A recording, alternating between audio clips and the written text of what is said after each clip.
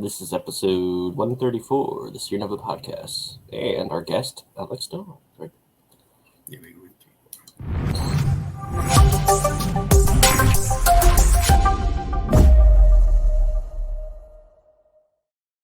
doodle-a-doo. What's up? What's up? How you guys been? It's been a long time. Pretty good. It's been. Greg's whole kitchen exploded. Really? Yeah.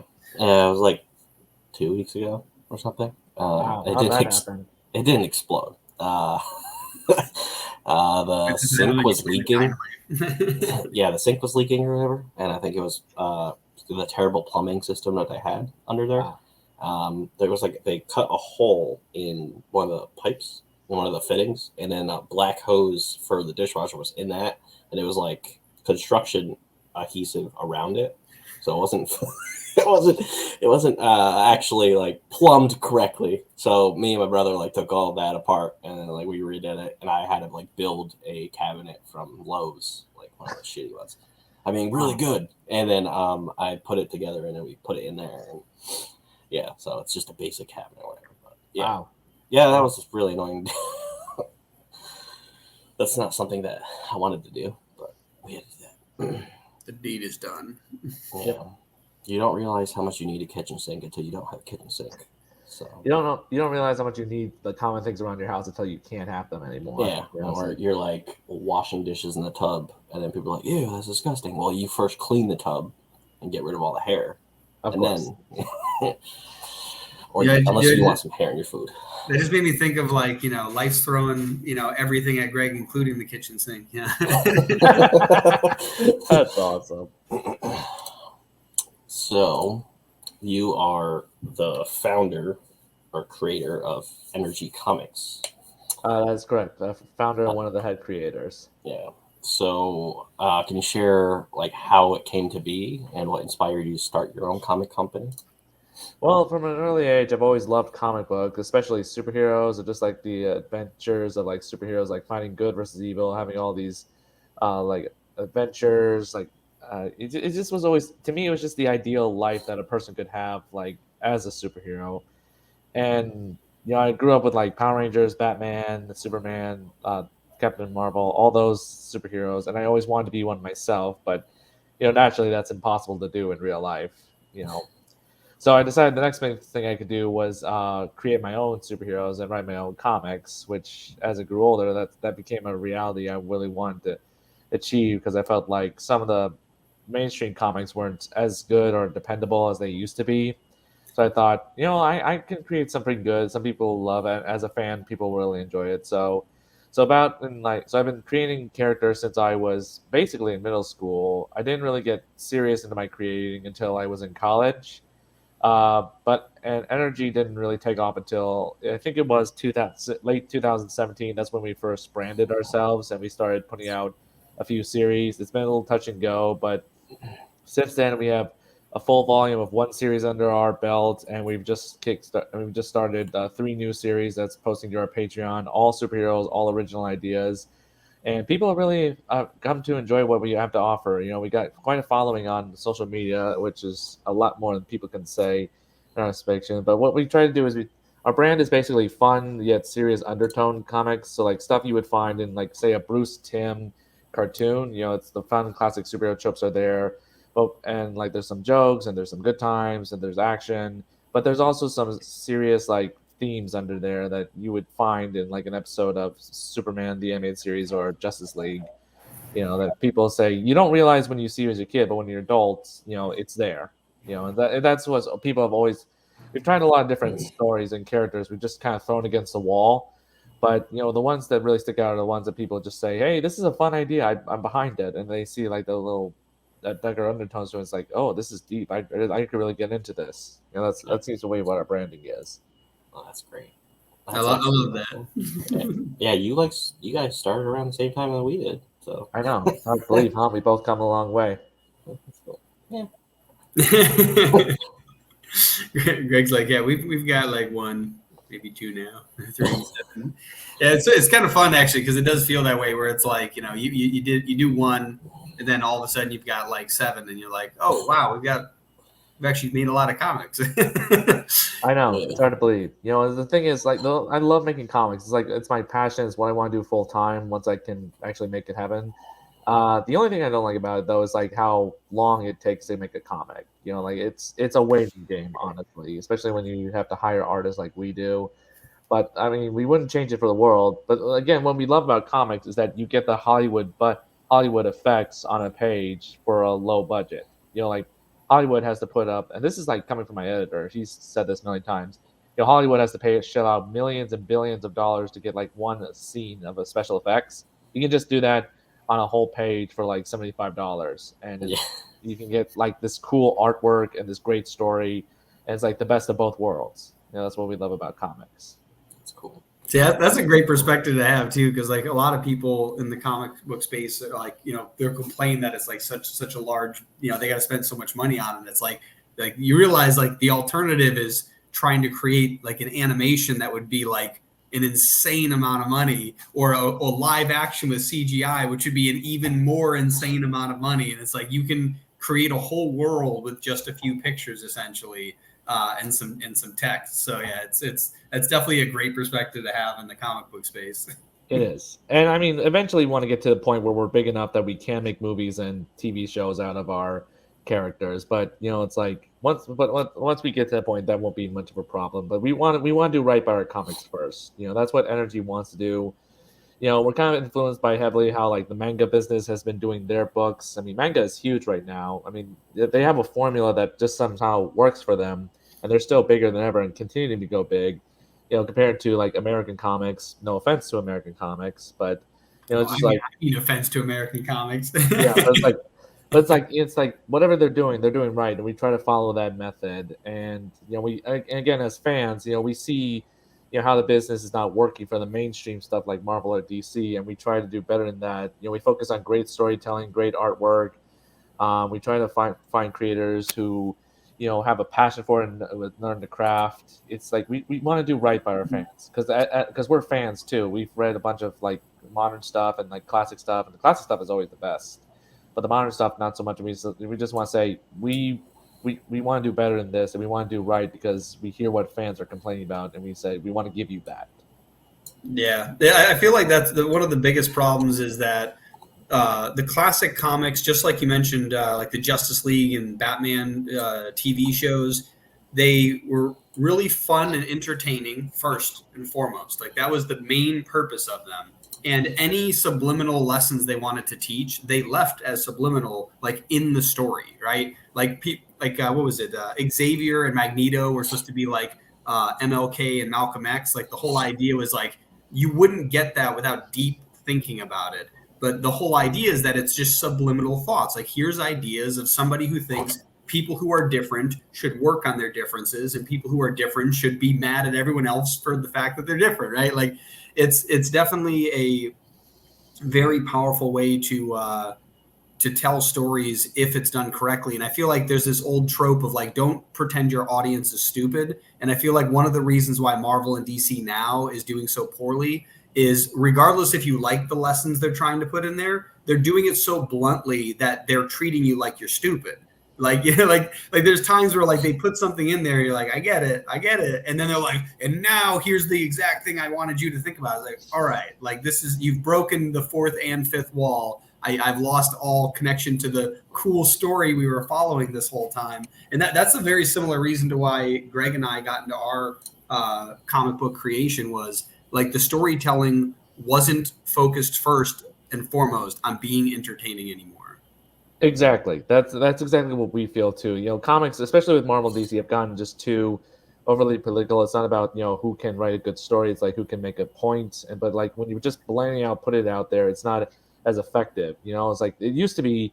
And I think a great example of this probably would be the classic Green Arrow, like Green Lantern comic. You know, where they find out Speedy is a drug addict. You know, it wasn't exactly. I mean, the full focus on this was. I mean, the whole point of the story was that you found out, you know, Green Arrow and Green Lantern are finding like these drug addicts who are like infecting their town. They found out Speedy is, and they kind of go into deep like play about why it is people go to this. But again, they weren't doing it to make a point. They were just trying to make this tragic story of how Green Arrow had failed his sidekick and how he was trying to overcome this and just how it affects their partnership. It's a classic Neil Adams one. I mean, Neil Adams knew how to do stuff that well. And it's like, but it's other comics and other shows really have that same effect too. And I think a good example of this would be like, you guys ever watch Teen Titans, the animated series? The original one, yeah. Yeah. I think a good example of this was how when they came up, the Trog episode where Starfire is like being put down by this big superhero of the galaxy just because she's Tamaranian, and they do it, and then the other Titans don't even realize it, and then they do it. It's like, it's subtly done. It's like it's mistreatment, and it's like bigotry, but like they're also focusing on this story about how they got to save the universe from these invading forces. It's subtly put in there. It's a good balance. It's like Thanos. Balance is all things should be. It's like those good ones. Yeah, no, I definitely like those, and I agree. Like the Teen Titans did a good job. There's a bunch of stuff like that where I think that's the other thing. If you tell a good stories inherently have lessons. Like that's what the word parable is, or short stories with lessons. And it's like you don't beat them over the head with the lesson. You just give them a story, because people don't remember facts. They remember lessons, like from a story. Like that's it. Like they remember like what is it? Like the Odyssey. Like the Odyssey was spread by word of mouth for like 1,000 or 2,000 years before it was written down. And the reason it's such a good story is they only remembered the cool parts of the story. And the cool parts of the story were, yes, fantastical, but they also had like really powerful lessons behind them. And it's like, that's why they're remembered. Yeah, it's the same thing with like classic fairy tales. There's always a great story or moral behind them. Like with either don't trust old ladies with apples. Yeah, or don't talk to strangers, or like don't invade other people's homes. But people don't realize that until they're older, because they're just focusing on this fun story of a wolf trying to eat a grandma and their grandkid. It's like you don't realize this until you're older, but that was your intention. That's what some of the earlier Disney stuff was so successful. And like I can't really say about modern Disney to effect, but like some of the classic like the Disney Renaissance, they had good morals, but everything else was just about like it was just trying to tell a good story about like this adventure. And like I think a good example of this would be like my favorite Disney movie of all time, Beauty and the Beast. It's a love story, but it's also about like this story about how like this girl is like having an adventure in this magical castle with all this stuff going on, and like she befriends this creature,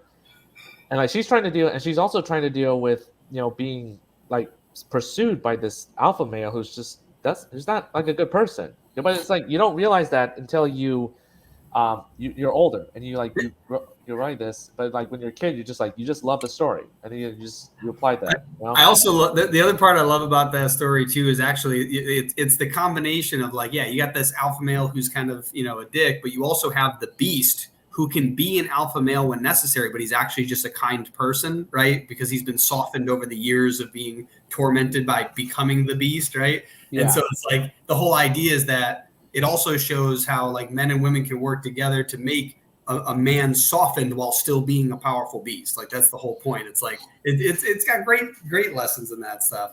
Yeah, like Disney Renaissance, Disney 90s was like the pinnacle, like great storytelling. Plus Hercules.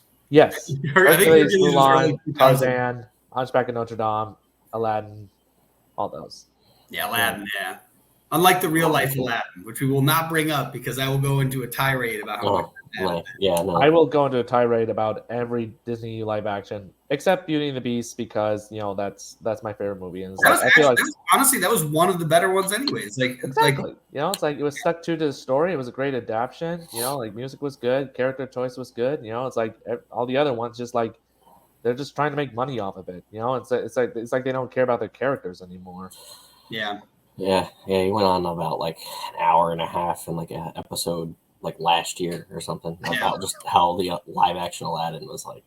We should just start a whole separate channel for that. Like literally, I could spend an hour on every one of those Disney movies and tear it apart because I think the thing is back to like the storytelling. It's like the reason I don't like them isn't because like bad character casting or like the plots they change. It's like the things that they change that disrupt the lessons in the story.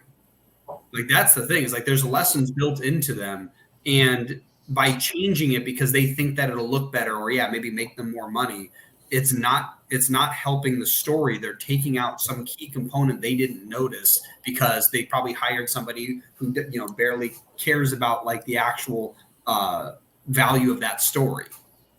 I feel the exact same way about all the Avatar: The Last Airbender spin-off comics.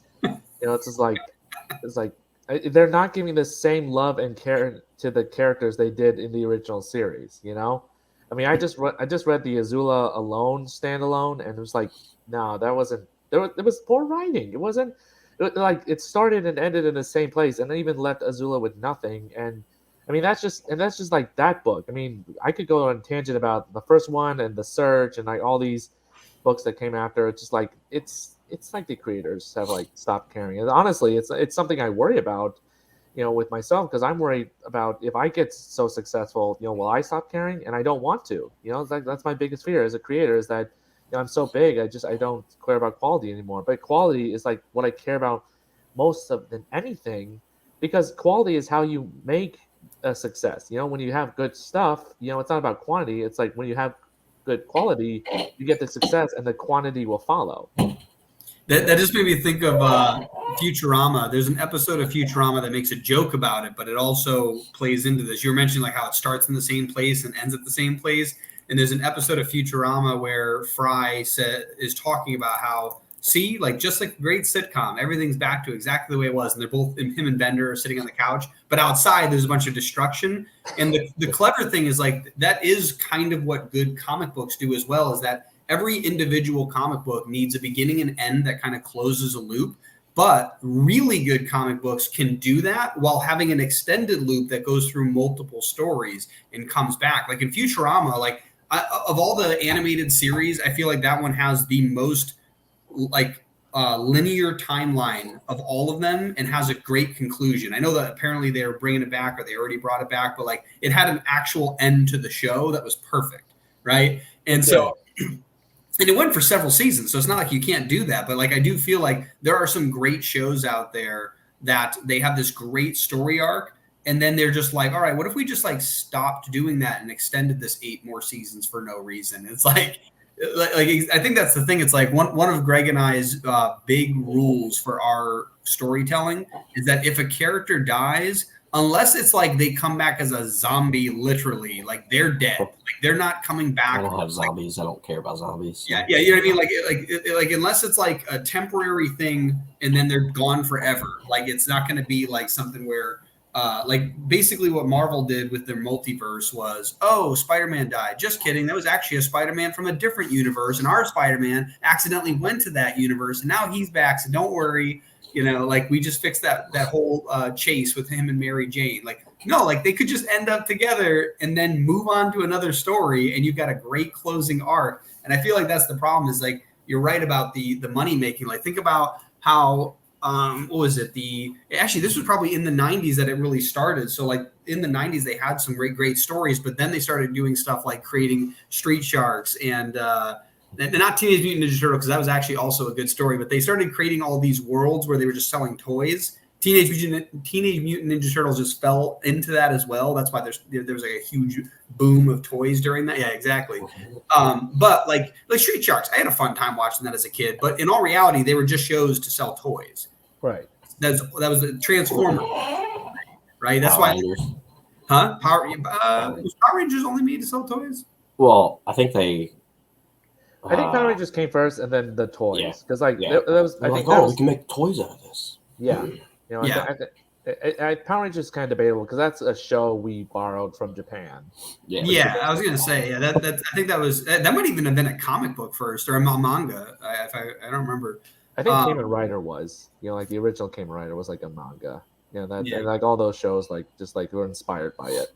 Yeah, but I do wonder if that's kind of what happened was like in the 90s, they figured out they can make shows that literally are the only purpose is to sell toys so that they can then, and then that just looped back on itself. So then the early 2000s starts and like the shows and the storytelling just slowly deteriorates, and then more people notice like, oh my God, I'm telling great stories, but I'm not making any money anymore. But these big giants over here are all telling garbage and making tons of money with their toys. Let's all jump on this bandwagon. And by 2010, like stories are just going down and down. And like, honestly, like the Marvel MCU is probably the only thing I actually enjoyed during that time. That was like really big stuff coming out. And then you had like, what was it, like Harry Potter and Lord of the Rings? Like all of those things were like it, but those were all based on the original stories and were doing really well. And then even the MCU started tangenting off and doing its own stuff. And then now, like, what was it?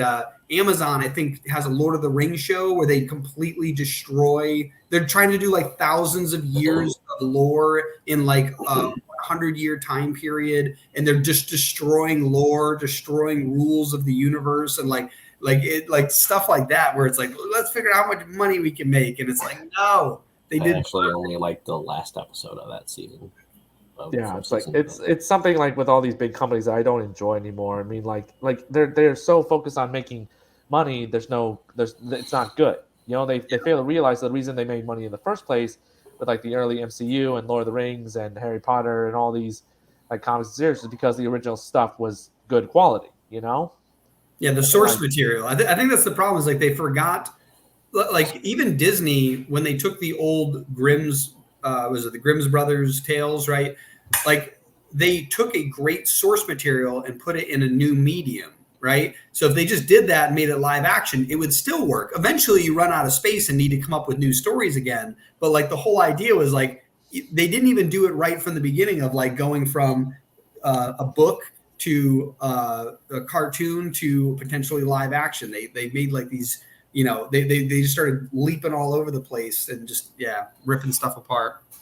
And honestly, that's another pet peeve of mine is how they're bringing back all these shows and like all these sequels to movies that were done years ago.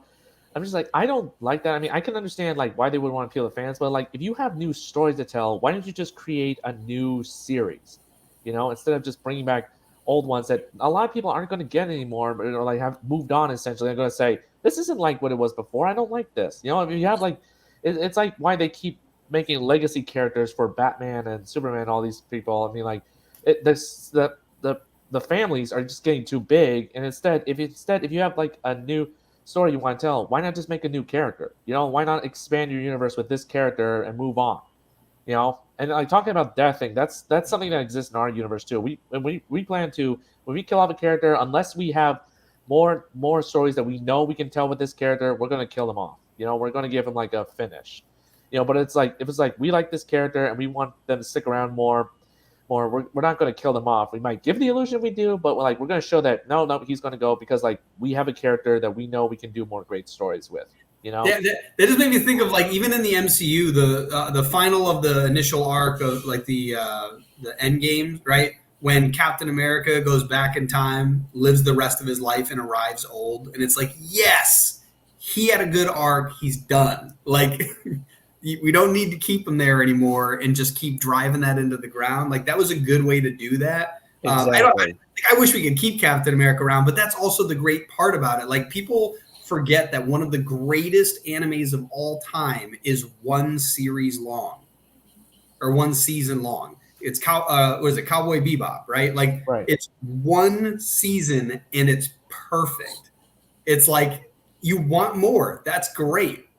Sell some toys, sell some merch. You can go a little longer, and while you're selling that stuff, start writing another great story. Like, don't rest on your laurels. And like that's the whole, if you're not growing, you're dying. And what they're doing is they're taking like one branch of a tree, and they're like, maybe if we just put steroids on it, it'll keep going. And the roots are dying. And it's like, bro, like your tree's gonna die soon if you don't start taking care of the roots. Tell new stories. Exactly. It's like every day of my life. I'm the kind of guy who creates new characters every day. That's my niche. That's like I'm always trying out new characters and storytelling. It's like eventually I realized if I can't tell new stories with this character I already have, I'll do that.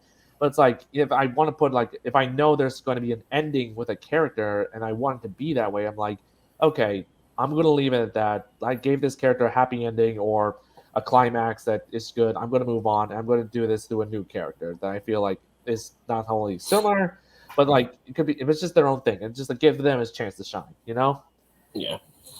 Yeah, I have a character. It's not until like it's in our flagship title, the Seer Chronicles, and it's not for a while. And the character has one like plot arc, and that's it. And then you won't see the character again. This is how it happens. Yeah. It's like this is a good way to end that character. Exactly. Yeah. So like, what do you have like a vision for like NRG Comics? Like, yeah, kind of like hearing that from talking about Disney and all that stuff. Well, honestly, the part of the whole reason I got into comics was because I wanted to create a universe as expansive and as climax, as like cinematic as Marvel or DC.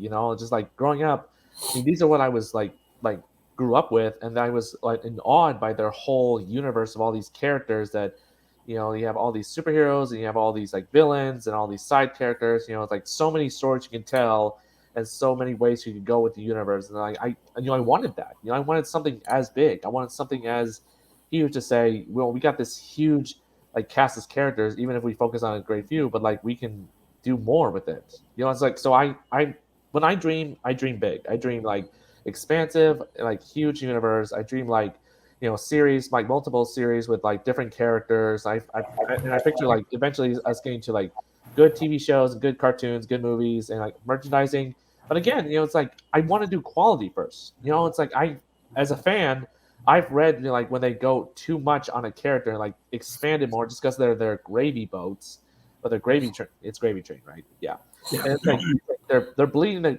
They're milking it for all they got. But it's like it's not good anymore. The cow has run dry. Instead, I just want to do good. If I want to put my name on something, or if I want to give someone a character or a new story, I want to say this is my 100%. This is what you're getting. In a sense, I kind of want to be like. I mean, don't want to sound weird. I want to be like the Alan Moore of comics. How like Alan Moore, he writes all these stories, but once he writes them, he's done. He doesn't continue with it. Other people do. But at least, when Alan Moore puts his name on something, he writes it from beginning to end with good quality, and he's done. He doesn't continue it at all. He just says, "This is what I want. This is my best. Enjoy it." I just watched V for Vendetta like yesterday, so. Yeah. I got a question because we've been trying to organize all of our universe because we too like build out tons of characters and history and lore, all of our universe. Like we literally have like a map of our entire Earth that we created that has continents. Like we have a database of characters and who they're connected with, all the way back to like ancient beings that created our universe, even though they have nothing to do with our story, just to explain parts of our story later. And so I'm curious, like what methods or tools do you use to organize your universe and all of the stuff in it?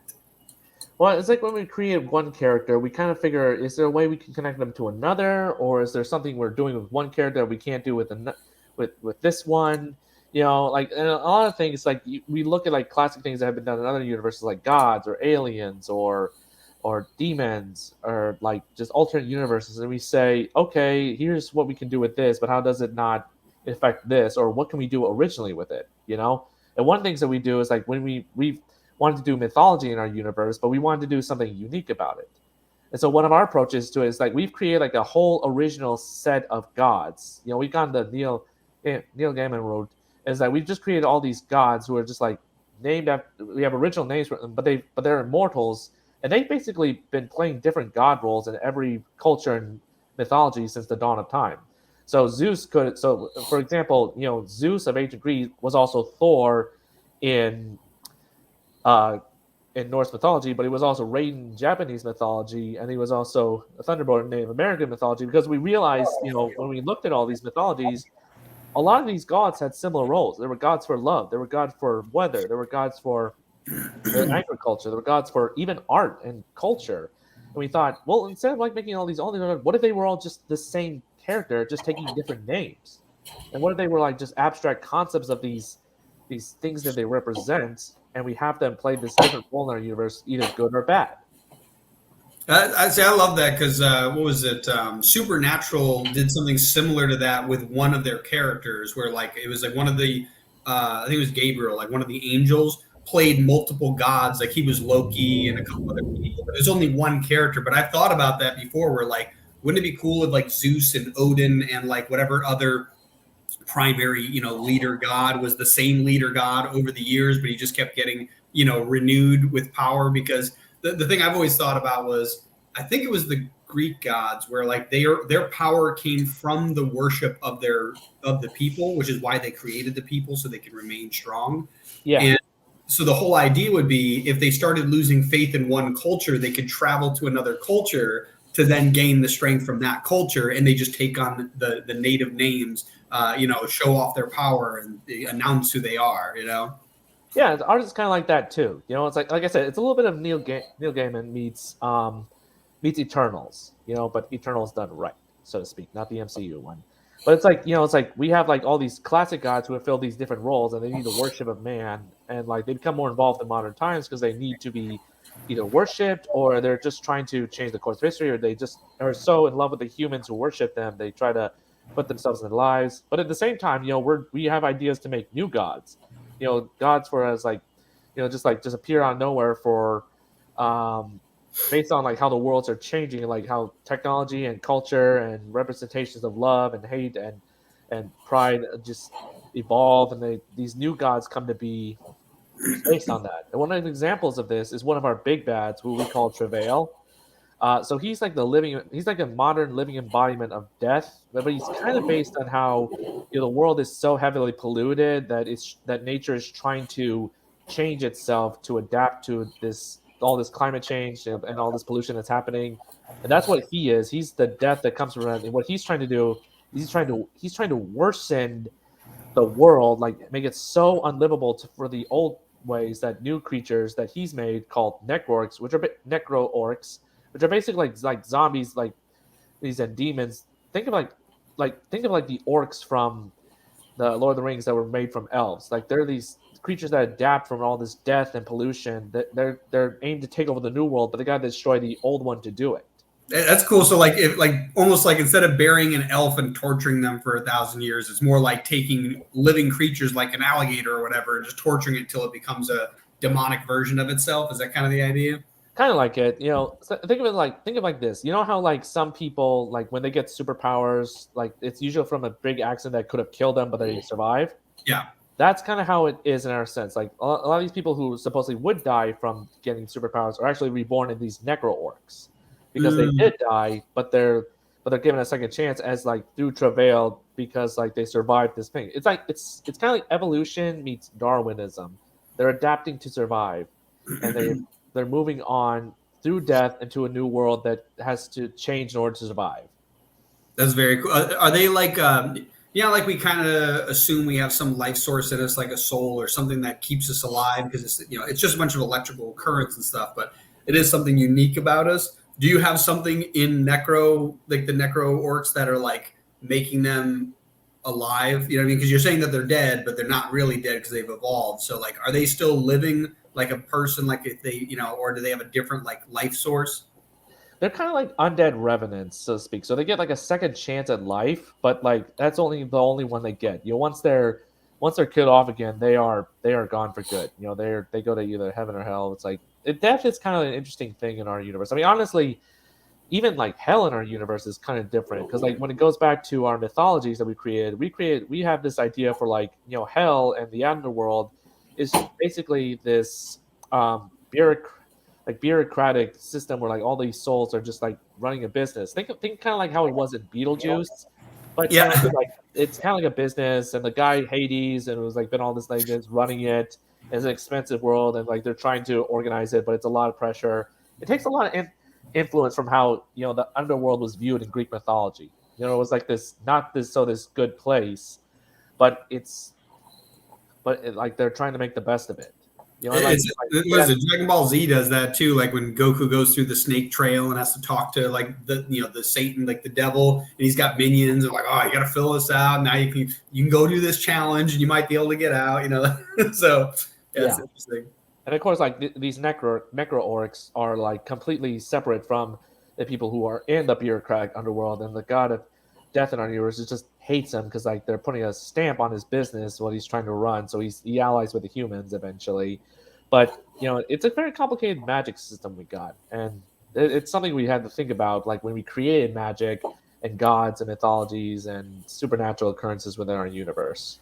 That's very cool. Like we ended up not having a heaven and hell, but we made a magic realm.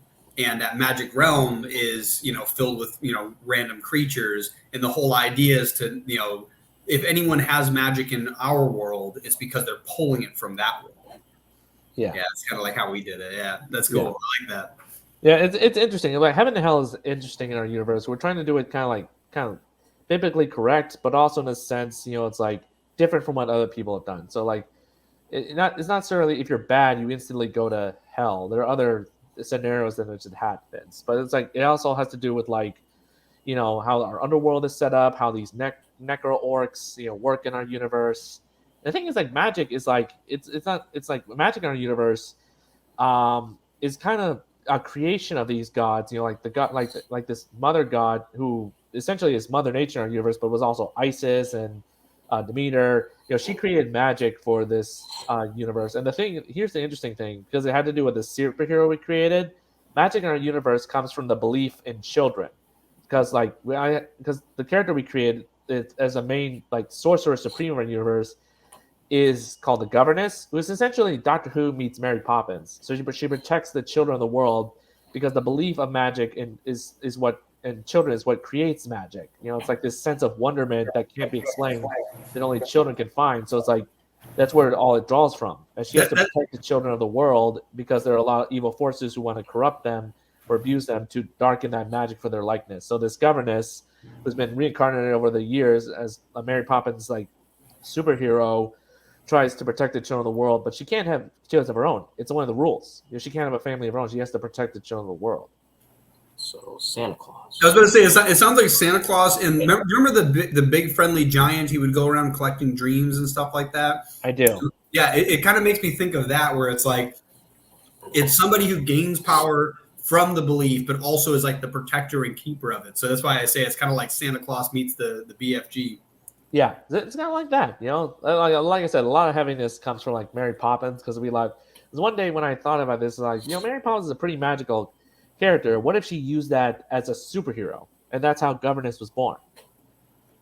That's a very cool. I love that, because she's definitely like if you look at it just from like the singular movie, it's interesting, but if you like think about like everything that must be behind all of that, yeah, it's like I like that. Thank you, I appreciate it. That's cool. Do you have like a standout comic of yours, like a favorite? Personally, my favorite is one we got going on now. It's one I want to spend the rest of my life on. It's called Toon Man, the Animated Ace. And it's about like this cartoon character who had a failed pilot back in the 1930s when animation took off. A few of them, actually. Think of Disney's first character, like the rabbit, not Mickey Mouse. Yeah. So the character's name is Tom Fuller. He had a failed pilot, and he's been living in this universe of cartoon characters ever since then. So events transpire, so he comes to our universe so he can find purpose again, which as a cartoon is to bring joy to others. But events transpire, and he ends up becoming a superhero instead. So he becomes one of the biggest superheroes in the universe and like one of the most fun. I like to picture it as Superman meets Roger Rabbit. I was just about to say Roger Rabbit. That's what it sounds like, yeah. Yeah, and he's honestly one of our most anticipated characters. Like we only got like one issue going for so far, but people are really responding to him like ever more than our other characters. And like it makes me so happy, because he's the character I want to spend my life on. He's my Savage Dragon or my Invincible. It's like I have so many ideas of the stories I want to do for him, and if I could, I'd build my whole universe around him. But I also want to build it around all these other superheroes that we developed as well. Well, that's cool, because like we have like a bunch of side characters that end up like we love them and could build a whole world around them, and yet we have a main character that we're trying to maneuver through this. So it's like, yeah, I definitely understand that. Where it's like, the one thing I would definitely say is, I think it's cool to have a main character that everybody loves and then to make them wait for it while working on other stories, because you could always hint at that character in those other stories. So they still want to read them. It's like those true fans that are like, I need to get all these side stories because there's a puzzle piece in each one of them that combines to make this other story start happening. Yeah, that's something we do. Like we spend ourselves thin with the comics we got put out, but at the same time, it's the time to do it, because like indie comics are kind of taking off again. People are really want to see more, like all of them got. So we try to give them as much as we can based on like what our audience reacts to. Yeah, Yeah, there's a guy that was on our podcast, like, I don't know how many episodes ago, but he messaged me yesterday, and he's like, out of nowhere, he does that, but he's like, are you guys gonna like just focus on like one of your comic series, or because I know you guys are like all over the place, and I'm like, we're all over the place because I did it that way in the beginning, and I was like, oh, this costs a lot of money. Yeah, so we have like 3 or 4 series going on all at once right now, and it's some of them aren't even connected. Like one is not connected to the others. I was like, yeah, we're gonna focus on one once we catch up on stuff. And he's like, and I was like, yeah, well, I want to finish the fucking story. I don't want to just Yeah, like all the mini arcs that we've opened, we have to like close them before we can just let them fade away for a moment. Exactly. That's kind of like what we had going with one of our characters, Xener, who was like one of our first stories we put out. We just finished the first volume, so we're going to do a Kickstarter for that in February. But we had to finish this first so that we could focus on other stories. And we got like a couple other stories we're going to get, like Empress, and then like we got Two Man going. We want to focus on Two Man. This other series we got going on called Rogue Wave Pirates, and then introduce these new characters who are really responding with our audience, but we got to finish what we started first. Yeah, you know? So like, we never put out this one comic. The only way people got it was as a stretch goal through another Kickstarter of ours, and the 2 conventions that we went to. I think the last one we did, one person bought that comic, maybe, and it's called Scales, and we just like.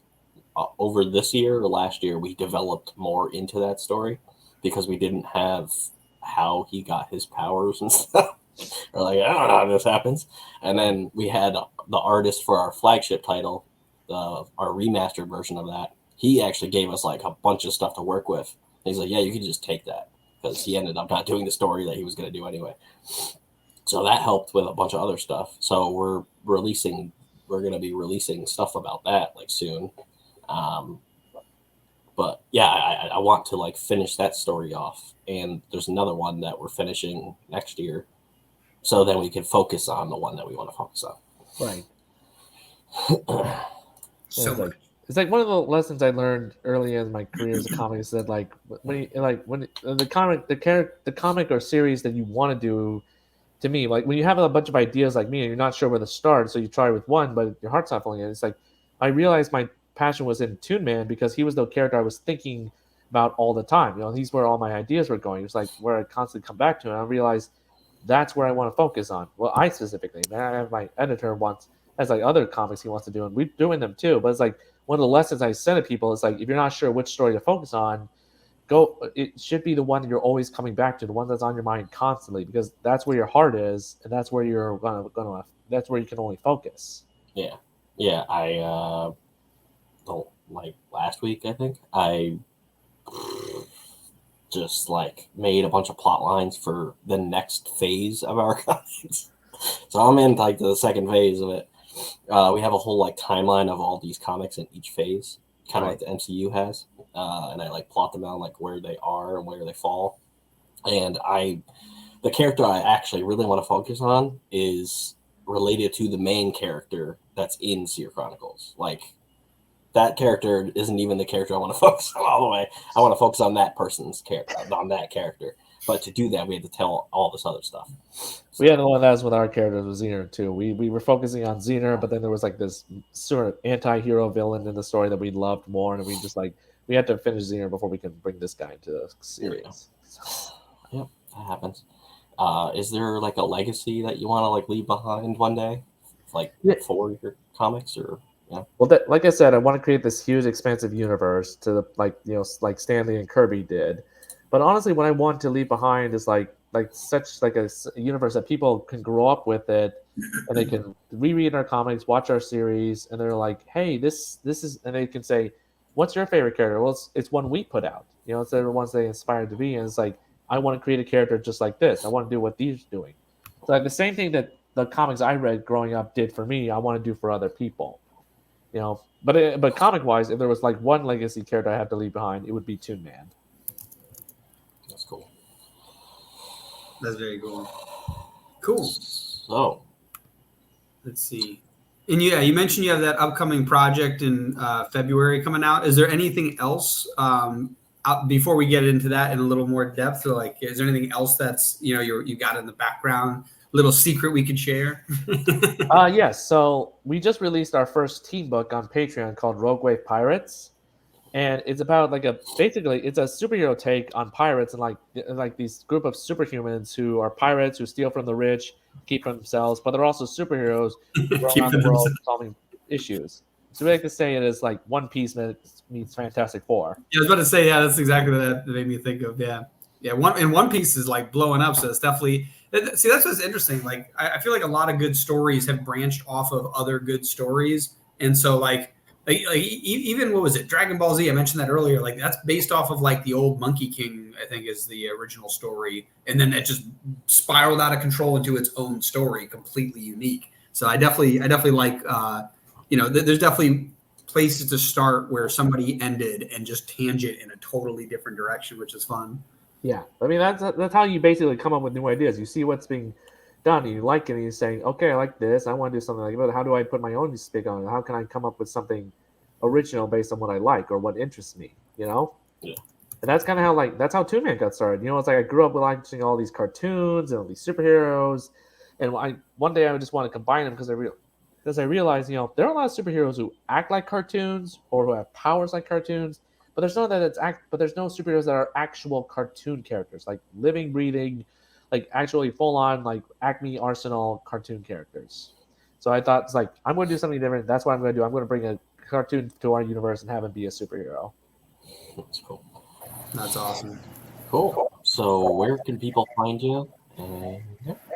Our main website is on DeviantArt. That's where we post most of our stuff first, like new characters, like promotional art.